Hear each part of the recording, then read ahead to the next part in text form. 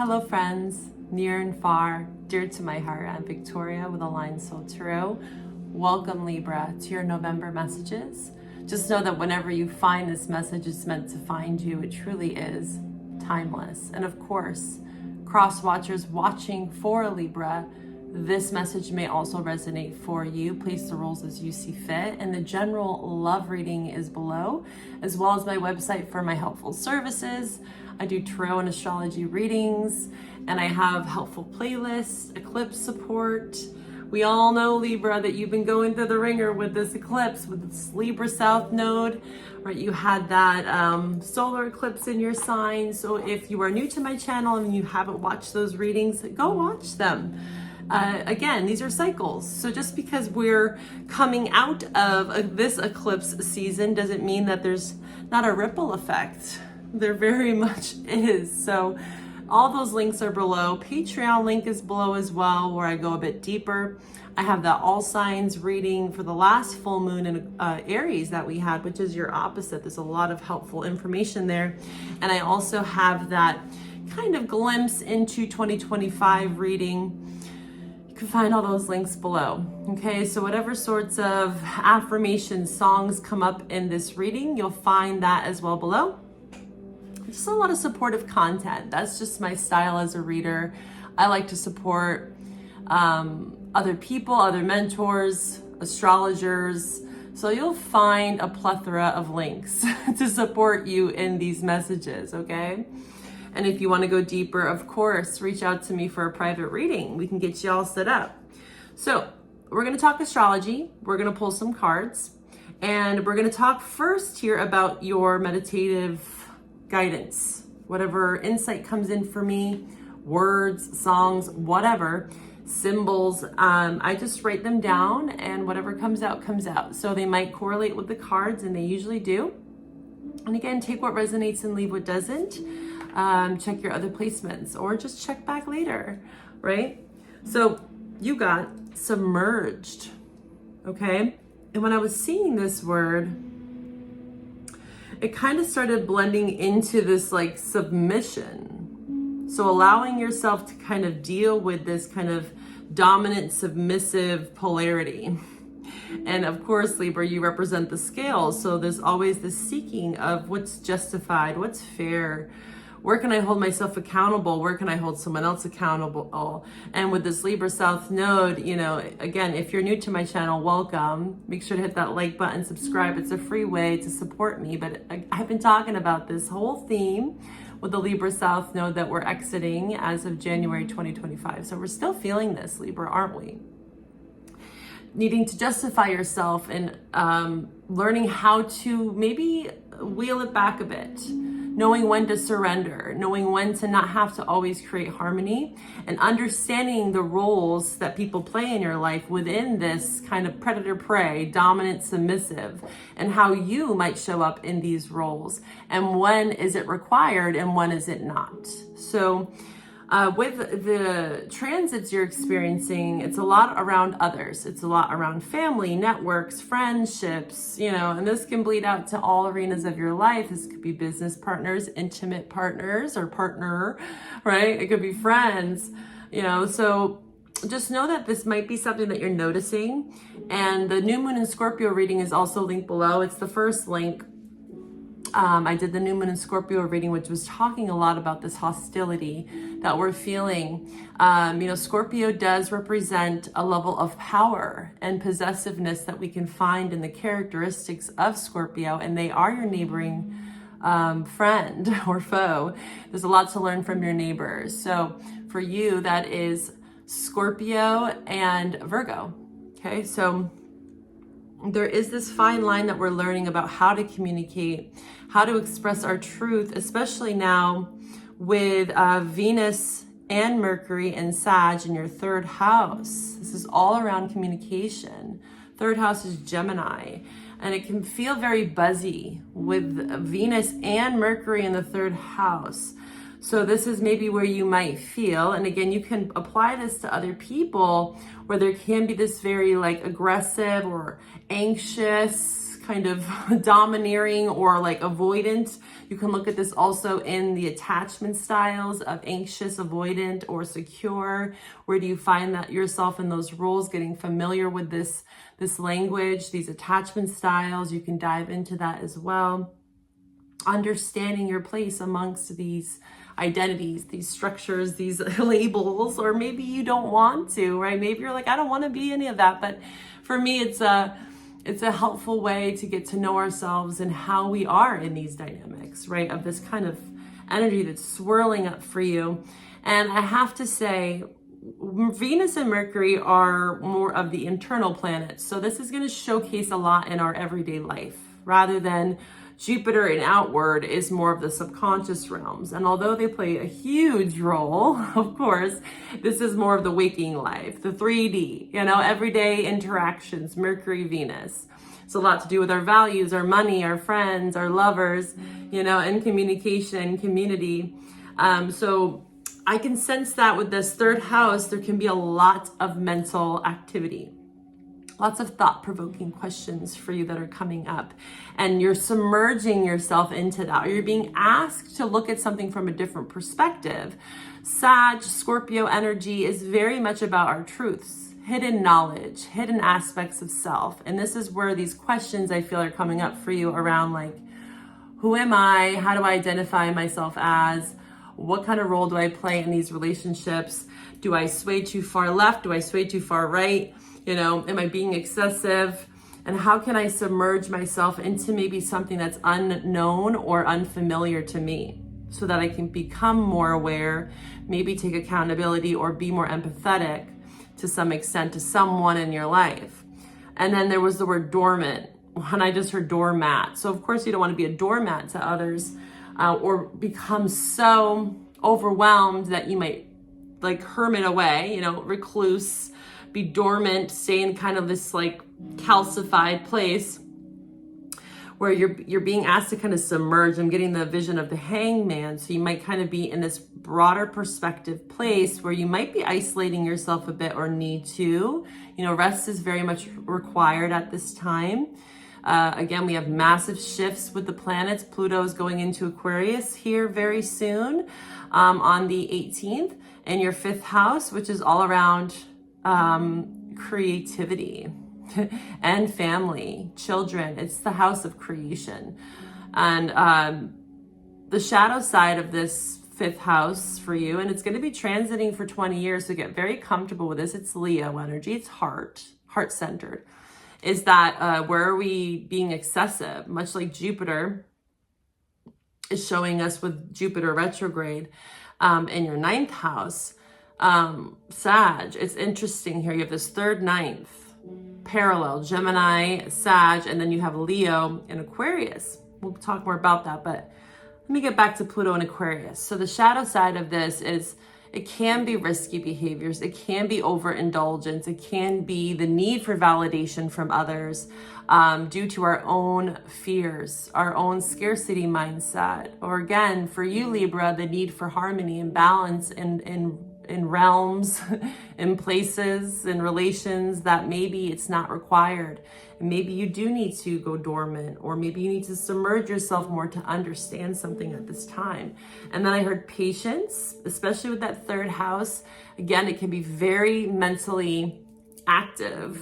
So that's positive, but you need to be able to move, exercise, somatic practice, get adequate rest with all this 3rd house energy right now.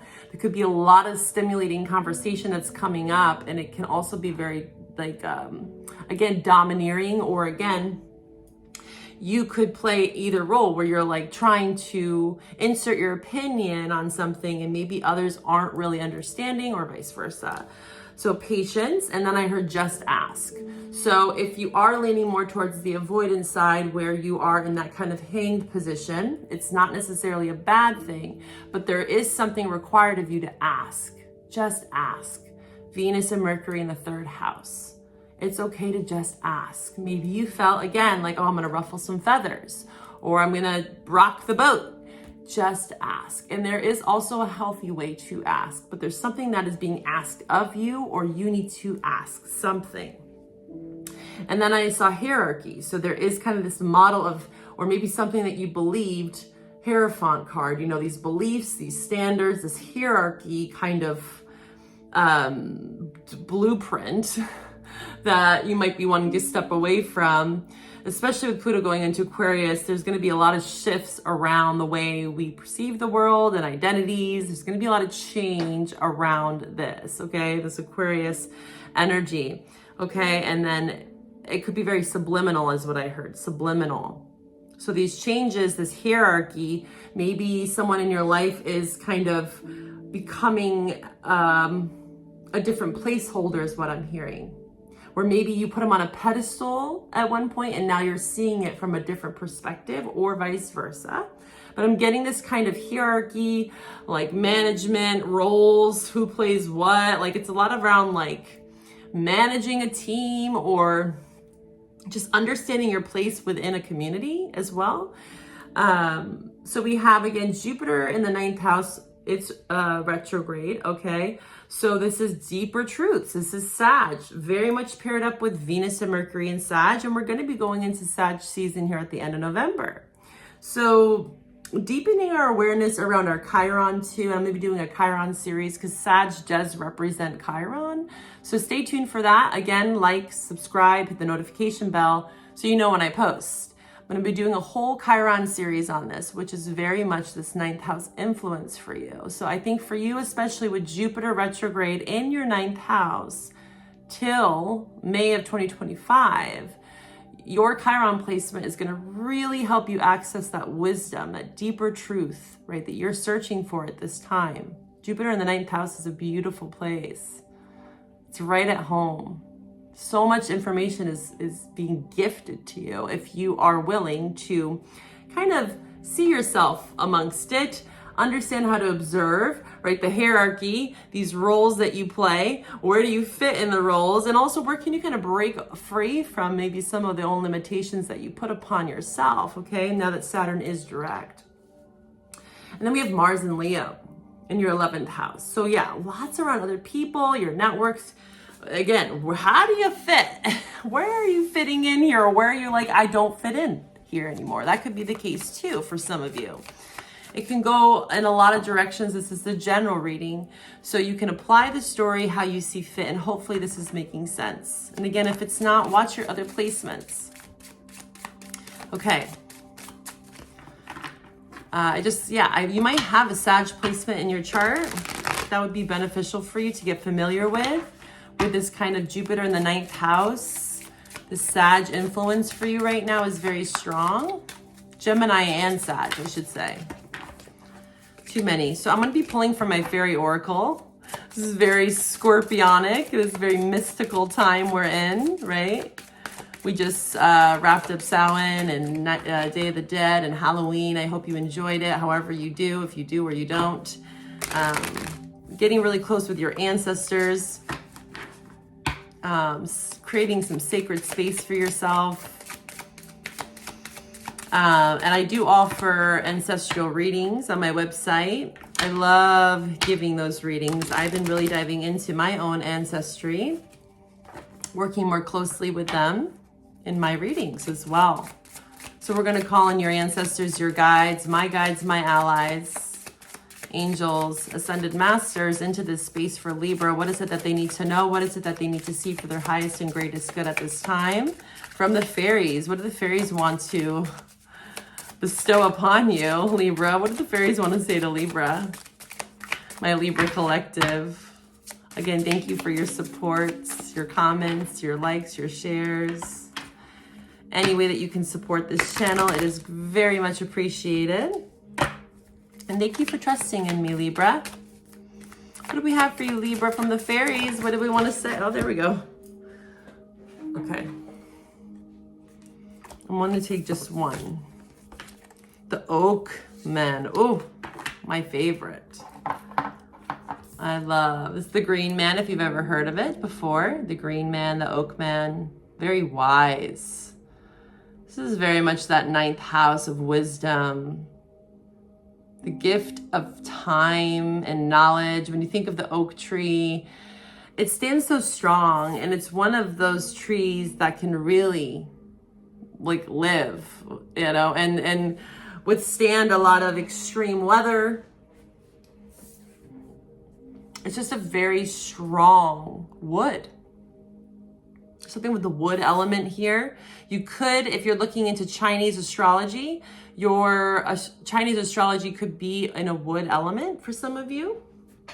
So let's read up on this a little bit. And it's 11. 47 breaks down to an 11, which is Mars and Leo in your 11th house. So also with Mars, like I want to say, is it's where we're exerting ourselves. Action, it's sacral, it's creativity, especially with Pluto in the 5th house. There's a lot of this creativity that's going to be gifted to you, but it could take some time with the Oak Man, especially with the message I got for you about patience. You could also go to an oak tree and sit with that energy as well if you're into that kind of thing. Being with the trees, being in the forest. You could ask the tree. This is ancient wisdom, very much the scorpionic energy. Again, ancestral work. I had an interesting lesson from the Oak Man about how we humans use fairies to mirror our own projections. The eyes of the Oak Man are warm, light brown. But some people look at them and say, ooh, red eyes. Scary. I tried a little experiment using digital magic. I made a copy of the Oak Man and gave them blue eyes. I then asked some people for their impressions of the men. And they were like, oh, that's innocent and sweet.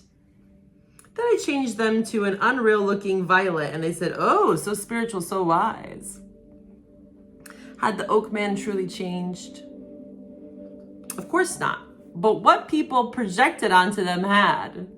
When we look at a fairy, we can simply project all our fears and insecurities and prejudices and delusions on them, or we can try to see them as they are. This is kind of connecting to, again, where do you fit in the grand scheme of this hierarchy, and like really observing people right now. In a sense, all oracles are simply mirrors of the wisdom and confusion within the reader. But if we only look at them through our own personal filters and projections, we learn very little. It is only when we actually try to see beyond ourselves that we begin to see the oracle as a miracle of the cosmos. I feel deep grounding in peace and contentment. Everything is there if you take the time to be a part of it. It is a deep homecoming for me. To me, the Oak Men show the deep wisdom of age, the inner peace and strength of the elders.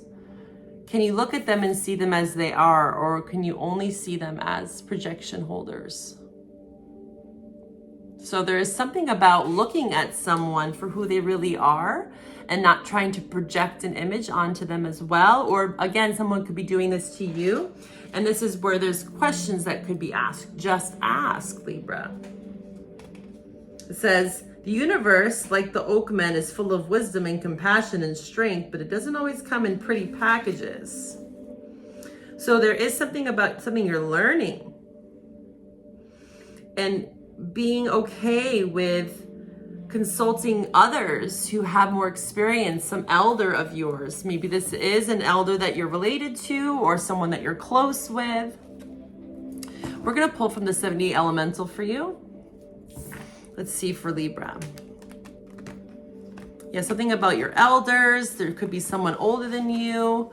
Again, you could consult the trees if you're into that thing. I know I love it. Go give a tree a big old hug, Libra. Are you a tree hugger? You could also find meditations on the Green Man, Oak Man. You could have Celtic ancestral lineage as well. For some of you, ties to like Scotland or Ireland here. Let's see, Libra. What do we need to gift them at this time? What is the wisdom that they are gaining? We're gifting you the Ten of Swords. Well, what is that a gift? That's a beautiful gift, huh? The pain, the beauty and the pain is what I'm hearing here. You know, and everyone thinks, oh, again, perception. When people see the Ten of Swords, they automatically go, oh my God, this is not going to be good. And now 10 of Swords, the devil, death, that kind of thing. And, you know, my goal with being a reader, and I've done workshops on this, is to kind of demystify the whole ideologies and, again, preconceptions, Oakman, that people cast upon an image, right? It's a lot around judgment. Like, you know, that saying, you can't judge a book by its cover. This is kind of what's coming up for you. Because when I asked what you're meant to learn from this Oakman is the 10 of Swords. So it's like all the pain, all the struggle, all of the perceived negative judgment that's been cast on you, or again, it could be mental with the sword energy. This third house influence, this is Gemini energy as well. Focus card. I want you to see this image, but it's giving me a second to focus. So in this image, if it lets me focus, there are 10 swords that are in this person's body. It's kind of like etheric cords, and you see all these little orbs. So it's very like, it's almost like energetic kind of manipulation and feeling like maybe your energy could be depleted, or that there's like energetic vampires, or just feeling really drained with the 10 of Swords. But you're at the end. That's the gift of the 10, is that it is at the end. So you are at the end of something. You have accumulated, Libra, a lot of wisdom with the Oakman here. The Oakman's here to say it's all about your perception of it. You can look at this 10 of Swords as doom and gloom and very morbid. You know, yeah, you got 10 swords pierced in you. Yes, there is a lot of pain in this. There's a lot of lessons, hard lessons at that. But it served you something. You're at the end of a cycle here. And there's wisdom here now. Jupiter in the 9th house. Especially Jupiter retrograde, it humbles us. It tells us where we've been excessive, and we get to appreciate the small gifts, even in the most challenging of circumstances, where you could have been, again, judged by someone else. Knight of Swords, strong air coming up here. Of course, you are an air sign. Knight of Swords here, there's that devil, that damn devil. So this could also be other people that have been very impulsive, manipulative, condescending. Knight of Swords can be a very erratic, volatile behavior. And the Four of Swords is here to say heal. Heal from this if this is you or other people around you that are operating from this kind of energy, this lower frequency. And not to say the Knight of Swords is necessarily a negative thing, but when it's with the devil, it showcases the level of impulsivity, the lack of control.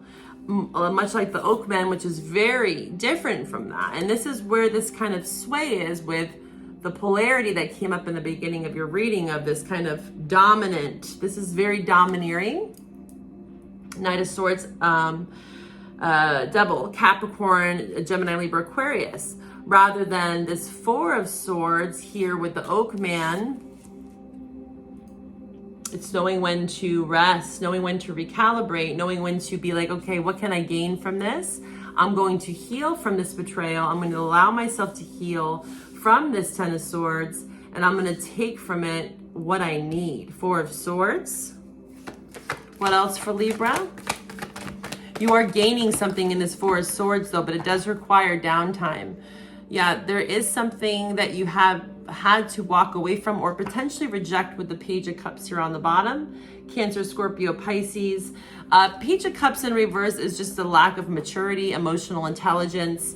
It's very flighty. You know, pages in general are very youthful. They can represent children as well. It could be dealing with a child, but in general, the context of the card is suggesting that there's a level of immaturity from someone around you potentially, or within yourself, that you're now being like, you know what, that's not who I am. It's not how I want to operate or who I want to allow in my life. I want to be more receptive to maybe some of these impulses or these negative relationships. Okay. And I want to address this devil. I want to understand it as well. And that does take the Four of Swords, the Oakman. It's like, what I'm hearing is, what can I extract as wisdom from this pain, from these toxic people or toxic tendencies within or around me? Because it is very much serving you. I see that there could potentially be, again, apathy or a lack of union or harmony in your dynamics at this time, Libra. And this is something that's causing a level of misfortune. It might be perceived as misfortune, Four of Cups can be a lack of risk or boredom, you know, being closed off to any sort of love offers, especially with the Page of Cups. And you could be really stepping more into, I got to think before I feel. I got to think before I feel, King of Swords. But this is, again, just ask. So if there's something that you were like weary-eyed about, Devil here, where you couldn't feel like you could trust someone, there was a lack of understanding, harmony, Two of Cups. Maybe there was rejection with the Four of Cups, Two of Cups in reverse. There's an imbalance of sorts that's needing to be adjusted. And it's taking you truthfully discerning this Devil and not coming from a very impulsive place and thinking more logically, really, because the water energy showing up here is in reverse. And we have this Four of Swords, Ten of Swords, Knight of Swords. So it's very much mental for you this month. Of course, third house, you got Mercury in the third house, Venus in the third house. So it's all about communication. And doesn't mean to go blabber off. You know, there's always a balance here, Four of Swords, of knowing when to speak and when to listen. And if you notice that that's a problem in your relationships where people aren't listening, Four of Cups are kind of turning a blind eye to you. If you are opening and extending yourself to some sort, that maybe they are just in a very low energy. They're just not operating from the highest of place to even allow love in. Two of Cups in reverse. We're going to pull from the Astro Tarot deck and take this over to your love reading. Okay, the link is below for your November love message. Let's see what energies are surrounding you in love. This could be single, past, coupled relationships. Okay, I tend to lean more towards intimate, but family and friends can also be applied here. It's really whatever comes out for you, and if it resonates, of course, right? But don't make it fit, as always. These could be transits. I offer 6-month transit readings where we look at the current planetary activations in your chart and how they are working in tandem. So you can do that with partners as well. So these cards that come out, Libra, there you are. Whatever cards come out could just be transits that are occurring, right? This could also talk about months. Libra in love. Gemini, lots of Gemini has been showing up for you. Could be dealing with another air sign, Gemini, Libra. What other signs could Libra be dealing with? Please show me the truth. Ancestors, guides, allies for Libra, my Libra collective. Libra,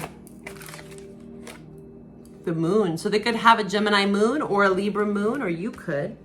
One more card, please, for Gemini. Very much could have a Gemini placement strong here. Or again, this could be talking about Mercury and Sag. And then the sun going into Sag. There's going to be more third house even in December, I mean. So November, December are a lot of this Gemini third house energy. Again, communication, around emotions, moon. What's been hidden? Air sign, strong air sign. Okay, so you're showing up predominantly as you know, the energy that's surrounding this. They could have just an air sign moon, or again, months could be your month. May, end of May is Gemini, and June. And then the moon is for me, Pisces or Cancer. And then air, another air month, is Aquarius, which is Pluto's going into Aquarius mid-November. And also Aquarius is February. Okay. All right. So we're going to take this over to the love reading. I hope to find you over there. If this is where we part, thank you for joining me here in this space. Bye for now.